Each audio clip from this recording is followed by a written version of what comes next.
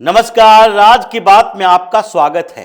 America और Canada, ये दोनों देशों में एक तरफ टीम बाइडन और दूसरी तरफ टीम ट्रूडो, ये दोनों मिलकर भारत के खिलाफ नए नए साजिश रच रहे हैं और उन साजिशों में अब भारत के साथ साथ मोदी के खिलाफ भी साजिश होने लगी है। इन लोगों ने जिस तरीके से कुछ मामलों में कंसर्न बताकर मोदी और शाह को बदनाम करने की कोशिश की है, उस पर अमेरिका और भारत के संबंधों में थोड़ा तनाव आया और इस बीच सीधे उतरना पड़ा मैदान में एनएसए अजीत डोभाल को। अजीत डोभाल ने अमेरिका के एनएसए जैक सुलिवन से फोन पर बातचीत की और यह बातचीत कोई सामान्य बातचीत नहीं है, क्योंकि इसमें बात तो कही गई है कि रीजनल सिक्योरिटी पर एक दूसरे के साथ साझा कर रहे हैं, कंसर्न को लेकर बातचीत कर रहे हैं, इस बात को लेकर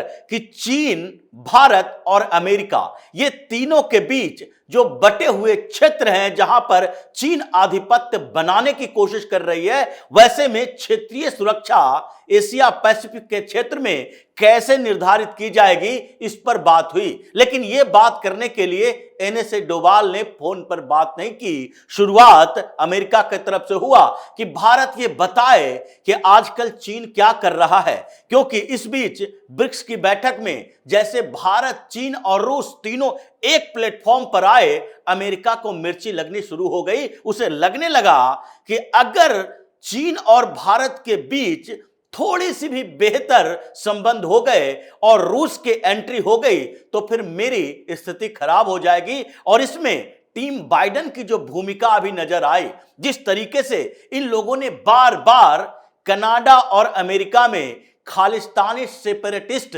यानी कि कनाडा में निज्जर की हत्या और अमेरिका में पन्नू की हत्या की कोशिश का आरोप भारत के ऊपर लगाया है, उसके बाद तनाव बढ़ता गया और तनाव इस कदर बढ़ गया कि कनाडा के उलूल जुलूल आरोपों का अब भारत ने जवाब देना भी सही नहीं समझा कि जाओ, तुम जैसे उलूल जुलूल आरोप लगा रहे हो उस पर मुस्कुराया जा सकता है, उस पर प्रतिक्रिया नहीं दी जा सकती है, क्योंकि अब तो कनाडा ने हद पार कर दी और अमेरिका उसके पीछे पीछे भारत को एक टीस देने की कोशिश कर रहा था।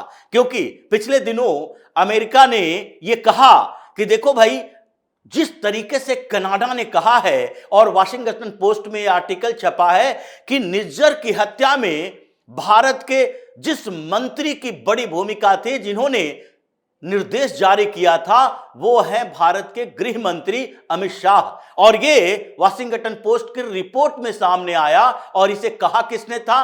कनाडा के डिप्टी विदेश मंत्री डेविड मॉरिसन ने। और डेविड मॉरिसन ने यह कहने के बाद स्वीकार भी किया कि जब हमसे बात की गई, जब हमसे रिपोर्टर पूछ रहे थे कि आपने आरोप लगाया है कि इंडियन ऑफिशियल्स इसमें शामिल हैं, और उन्होंने निर्देश दिया और उसके इशारे पर कनाडा में निज्जर की हत्या हुई, टारगेट किलिंग की गई है। इसलिए जब रिपोर्टर्स ने पूछा कि आपका इशारा क्या सचमुच में अमित शाह की तरफ है, तो उन्होंने स्वीकार किया कि हमने बताया था कि अमित शाह की भूमिका को लेकर हमने रिपोर्टर्स से कहा था। इसी के ऊपर अमित शाह ने जवाब दिया था मुस्कुराते हुए। ऐसा नहीं कि तनाव में आकर उन्होंने कहा था कि देखो, ये कनाडा अमेरिका की क्या स्थिति हो गई है। ये इंटेलिजेंस रिपोर्ट, जो इनके इंटेलिजेंस इनको रिपोर्ट सौंपते हैं, और अगर उस रिपोर्ट में कुछ सच्चाई भी है तो उसे वाशिंगटन पोस्ट को, न्यूयॉर्क टाइम्स को, विदेशी अखबारों को, इन अखबारों को लीक करने की क्या जरूरत है? सीधे 1 to 1, यानी कि भारत सरकार से संपर्क करो, भारत सरकार से जो बातें कही है उस पर चर्चा करो। एक तरफ कहते हो कि हम सहयोग करें, हमसे सहयोग करें इस बात के लिए कि इंटेलिजेंस ने जो खबर दी है, जो एविडेंस दिए हैं, उस पर भारत सरकार आगे हमें सबूत इकट्ठा करके दे, ये कनाडा का कहना है। लेकिन इस बीच अमित शाह के मसले पर अमेरिका भी सामने आ गया। और अमेरिका ने सीधे तौर पर कह दिया, वहां के विदेश मंत्रालय के प्रवक्ता ने यह बात कही, मैथ्यू मिलर ने, कि हम इस पर विचार करेंगे कि अमित शाह का नाम कैसे सामने आ गया, हम ओटावा से कंसर्न करेंगे और यह कंसर्निंग इशू है, इसलिए अमित शाह के नाम पर भी विचार करने के लिए अमेरिका तैयार हो गया। ये टीम बाइडेन है और ये टीम बाइडेन की ही ये देन है कि इन लोगों ने रुख बदलना शुरू कर दिया, भारत के ऊपर दबाव बनाने की कोशिश। और इसीलिए एनएसए डोवाल ने बातचीत किससे की? अमेरिका के एनएसए जैक सुलिवन से। और जैक सुलिवन से बातचीत में उन्होंने 3-4 मुद्दे उठाए, जिससे सुलिवन के हैकड़ी निकल गए कि ये टारगेट किलिंग का मसला जो आप लोग उठा रहे हो, ये बार बार भारत के खिलाफ आरोप लगा रहे हो, उस पे कम से कम ये देखना चाहिए कि कनाडा के पास एविडेंस क्या है। कनाडा के पास जो एविडेंस है उस पर वही कंफ्यूज्ड है, पैनल में कुछ और कहता है, सदन में कुछ और कहता है, बाहर निकलकर कुछ और कहता है, और जब सबूतों की बात आती है तो वो कहता है कि कोई कंक्रीट एविडेंस तो नहीं है हमारे पास केवल एक शक करने की गुंजाइश है। तो तुम्हारे शक करने की गुंजाइश कहां कहां गई है? तुम्हारे शक करने की गुंजाइश घूमता हुआ लॉरेंस बिश्नोई पर भी गई, उसके गैंग से का इस्तेमाल किया गया निज्जर की हत्या करने में। तुम्हारे जो खालिस्तानियों के बीच चल रहा है वहां गैंगवार, उसको टारगेट करके यह सामान्य बुद्धि का व्यक्ति भी इस इशारे को समझ सकता है कि अगर हिंदुस्तान के अंदर, मुंबई के अंदर कोई बड़ा कांड होता है और उसमें घुमा फिरा कर कहीं से भी दाऊद इब्राहिम का नाम जोड़ दिया जाएगा, तो इसका मतलब है कि इसमें शक करने के लिए इन्वेस्टिगेशन की जरूरत नहीं है। ये तो सामान्य तरीके से किसी का नाम आगे बढ़ाया जा सकता है। वही कनाडा कर रहा है।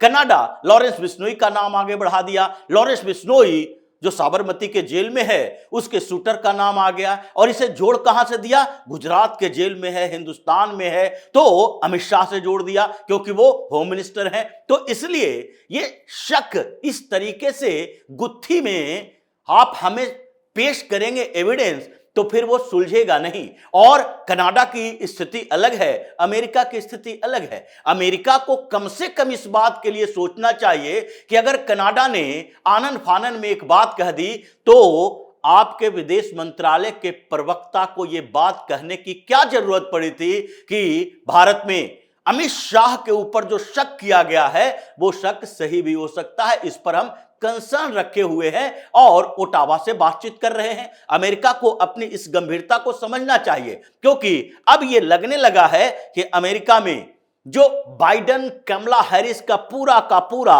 कुनबा है, सिस्टम है, ये गैंग बनाकर हिंदुस्तान के खिलाफ और मोदी के खिलाफ उसका इस्तेमाल किया जा रहा है। और यही बात कुछ समय के अंदर ही ट्रंप ने कह डाली।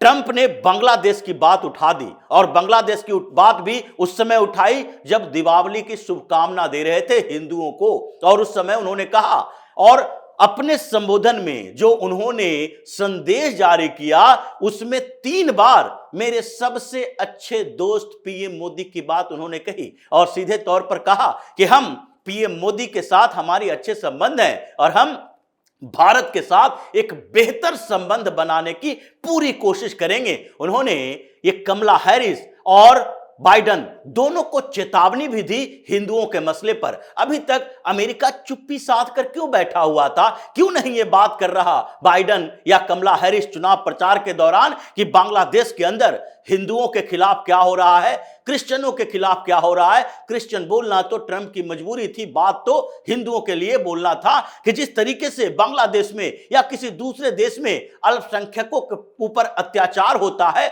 और खासकर हिंदुओं के ऊपर, उस अत्याचार के बारे में ये बाइडेन, ये कमला हैरिस एक शब्द नहीं बोलता। इन लोगों ने यही आधार बनाया है कि उसके कारण अमेरिका के अंदर भी हिंदुओं के साथ ये लोग दोहरा व्यवहार करता है, दोगलापन दिखाता है। ये ट्रंप ने सीधे तौर पर कहा, मतलब ये भारत विरोधियों को ट्रंप की चेतावनी थी कि तुम हिंदुस्तान के खिलाफ यहां कॉन्स्पिरेसी करते हो, ये चोर डकैत लुटेरे सेपरेटिस्ट आतंकवादियों का संरक्षण देते हो। ये पन्नू है कौन? ये पन्नू अमेरिका और कनाडा दोनों जगह का नागरिकता लिए हुए है, लेकिन अमेरिका के पास यह पता नहीं कि हिंदुस्तान में उसका सिख फॉर जस्टिस बैन है। आतंकी करार दिया है हिंदुस्तान ने पन्नू को। किसी देश में तोड़फोड़ करने वाले, धमकी देने वाले उस संगठन, उस नेता को तुम सुरक्षा प्रदान करोगे? और ये बात निकाल कर ले आया है। भले ही अमेरिका 2 दिनों में घुटने पर आ गया, उसने बोल दिया कि नहीं नहीं ऐसा नहीं है, कि पन्नू के खिलाफ जो मर्डर की कॉन्स्पिरेसी हो रही थी, उस कॉन्स्पिरेसी में जो गुप्ता शामिल था वो भारत का कोई ऑफिशियल नहीं है। वो पहले कभी काम कर चुका था। पहले काम करने वालों की संख्या गिनाया जाए तो यह समझ में आएगा अमेरिका को कि भारत से रिटायर होकर कई आईएएस आईपीएस अमेरिका में जाकर जॉब कर रहा है। कंपनियों में नहीं, सरकार के स्तर पर भी जॉब कर रहा है, और तुम उसे जॉब पर रखे हुए हो। क्या भारत के खिलाफ कुछ सूचनाएं लेने के लिए रखे हो? ये मुद्दा उठा है और एनएस डोभाल ने सीधे तौर पर कहा कि आप सुरक्षा के मसले पर हमसे कोई भी सहायता की उम्मीद तभी करो जब भारत के साथ आप वैसा ही व्यवहार करना सीखो, क्योंकि इससे खोना कुछ नहीं है। आप कुछ कर नहीं सकते, ना अमित शाह का कुछ कर सकते, ना नरेंद्र मोदी का कुछ कर सकते, लेकिन आप जो मीडिया में बड़ी बड़ी बातें करते हो, पूरे दुनिया में एक नया नैरेटिव क्रिएट करने की कोशिश कर रहे हो कि भारत अब टारगेट किलिंग करवा रहा है, और उसमें आप अधिकारियों या एजेंसियों की बात तो अलग है। एजेंसियों की बात करते हुए आप हमारे गृह मंत्री की भी बात कर रहे हो, तो फिर यह बर्दाश्त नहीं किया जाएगा। इसलिए संभल जाओ, और नहीं तो भारत की कठोर प्रतिक्रिया के लिए तैयार रहो। ऐसे भी अमेरिका को भारत ने घुटनों पर लाया है। यह पिछले कुछ समय से ही अमेरिका जो कि दादागिरी करता फिरता था, यही सरकारें थी कांग्रेस की, यही मनमोहन सिंह अमेरिका जाते थे, यही मनमोहन सिंह को जैसे बोलता था वैसे समझौते अमेरिका के साथ करने के लिए मनमोहन सिंह तैयार रहते थे। यही राहुल गांधी अमेरिका गया भारत विरोधियों के साथ मुलाकात करने के बाद ही, जैसे ही उससे एक इंडिया टुडे के ही पत्रकार ने पूछा कि भाई यहां पर आप किसी सीनेटर से बात करोगे इस मसले पर कि जो बांग्लादेश में हिंदुओं के खिलाफ हो रहा है, दंगे हो रहे हैं, मर्डर हो रहा है, उन पर अत्याचार हो रहा है, उस मसले पर अमेरिका के सीनेटर या अमेरिका के कांग्रेसमैन, ये जो सांसद हैं, वो क्या कहना चाहते हैं, क्यों कोई प्रतिक्रिया नहीं दे रहे हैं? क्या ये सवाल इन मुलाकातों में उठाओगे? उस पत्रकार की पिटाई कर दी गई, फोन छीन लिए गए। ये रवैया है एक कांग्रेसियों का, ये रवैया है इनकी सरकारों का रहा है, जो घुटनों पर बैठा रहता था अमेरिका के सामने। आज अमेरिका की स्थिति देखिए, डिप्लोमेटिक तरीके से कैसे वो सरेंडर किए हुए हैं, चाहे ईरान के मसले पर हो, चाहे इजराइल के मसले पर हो, चाहे रूस और यूक्रेन वार पर हो। ये हर समय अमेरिका ही बैकफुट पर आता है। ईरान के ऊपर सैंक्शन लगाया, भारत ने कह दिया कोई सैंक्शन की जरूरत नहीं है, हम उसके साथ आर्थिक संबंध बरकरार रहेंगे। और अमेरिका को मजबूरी में यह करना पड़ा कि भारत का अपना मसला है। यूक्रेन रूस युद्ध के समय अभी भी देखिए, अमेरिका बार बार कह रहा है कि भारत रूस का सहयोग न करे, भारत रूस के साथ आर्थिक संबंध खत्म करे, लेकिन सीधे तौर पर एस जयशंकर ने भी अमेरिका में जाकर कहा कि तुम लोग जिस तरीके से अपने इंटरेस्ट की बात करते हो, हम अपने इंटरेस्ट की बात करेंगे। यूरोप का इंटरेस्ट इंडिया का इंटरेस्ट नहीं है, अमेरिका का इंटरेस्ट भारत का इंटरेस्ट नहीं है। भारत का इंटरेस्ट अपने लिए है, और सबसे पहली प्राथमिकता हमारी है कि हम अपने देश के लिए क्या करें। मतलब ये अमेरिका जो लगातार ये सोचते रहा कि कैसे भारत पिछले 10 सालों में हमारे समकक्ष आ गया, दबाव को लेकर विश्व में ताकतवर देशों की सूची में आ गया, विश्व में इनके प्रेशर चल रहे हैं। आज दुनिया का हर देश अमेरिका की तरफ नहीं, भारत की तरफ भी देख रहा है। इजराइल के मसले पर देखिए, इजराइल के मसले पर कई देशों ने भारत से अपील की है कि आप इजराइल को शांत रहने के लिए कहिए। ईरान पर आक्रमण, लेबनान ने पिछले कुछ दिनों में कहा कि भाई देखिए, भारत को इसमें एक भूमिका निभानी चाहिए कि लेबनान पर अटैक इजराइल बंद कर दे। ये स्थिति भारत की हुई है और इसके कारण अमेरिका चिढ़ा हुआ है। लेकिन जिस तरीके से डोभाल ने सीधे तौर पर जवाब दिया है, उसके बाद इन लोगों की हेकड़ी निकल गई है। माफी मांगता फिर रहा है यूएसए, और बाइडेन हैरिस के गैंग को उधर ट्रूडो के गैंग को इतना झटका लगा है कि आगे आने वाले अमेरिका के चुनाव में क्या होगा ये तो संकेत दे रहे हैं। ट्रंप सीधे तौर पर कह रहे हैं हम इस मौलाना गैंग के साथ खड़ा नहीं रहेंगे, हम तो हिंदुस्तान के साथ खड़ा रहेंगे, हिंदुओं के साथ खड़ा रहेंगे, पीएम मोदी के साथ खड़ा रहेंगे। और ये तस्वीर बदलने की पहली पृष्ठभूमि है। इसलिए ये बाइडेन गैंग को सबक सिखाना, ये हैरिस को फिर से चुनाव में जिस तरीके से प्रमोट कर रहा है वो हिंदुस्तान के लिए, हिंदुस्तानियों के लिए ये सोचने का विषय है कि ये लोग आगे भी भारत के ऊपर कैसा दबाव बनाने की कोशिश करता रहेगा। तो इसी तरह की खबरों के साथ फिर से हाजिर होंगे, तब तक के लिए बने रहिए हमारे साथ और देते रहिए हमें सहयोग ताकि इसी तरह की खबर हम आपके लिए लाते रहे। धन्यवाद।